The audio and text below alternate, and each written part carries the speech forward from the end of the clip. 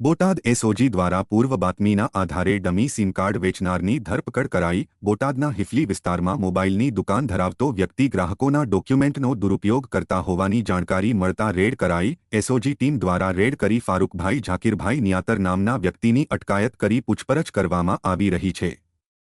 આ વ્યક્તિ એરટેલ અને વીઆઈ કંપનીના સિમ કાર્ડનું વેચાણ કરતો હોય 4 ગ્રાહકોના ડોક્યુમેન્ટનો દુરુપયોગ કર્યાની કબૂલાત કરી।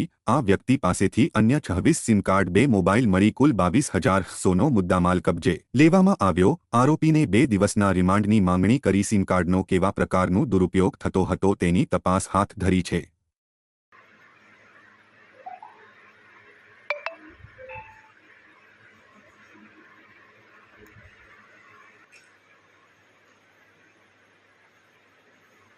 जी बोटाद जिला पुलिसनी स्पेशल ऑपरेशन ग्रुपनी टीम ने एक हकीकत थी कि हिफली विस्तार में एक व्यक्ति मोबाइल की दुकान चलावे छे ए पोताना अंगत फायदा माटे ग्राहकों डॉक्यूमेंटनो उपयोग करी अने डमी सीम कार्ड आपे छे। जे हकीकतना आधारे टीम द्वारा रेड करी अने फारूक झाकीरभाई नियातर जे पोते एरटेल अने वीआई कंपनीना सीम कार्डनुं वेचाण करे छे एनी पासे तपास करता एणे 4 ग्राहकोना डॉक्यूमेंटनो उपयोग करी अने बीजा 4 डमी सीम कार्ड एक्टिव कर्या था, जेथी एना विरुद्ध बीएनएसनी कलम 316, 336 अने 340 मुजब गुनो रजिस्टर्ड करवामां आवे छे अने आरोपी पासेथी बीजा 26 सीम कार्ड अने 2 मोबाइल मळी 22,600नो मुद्दामाल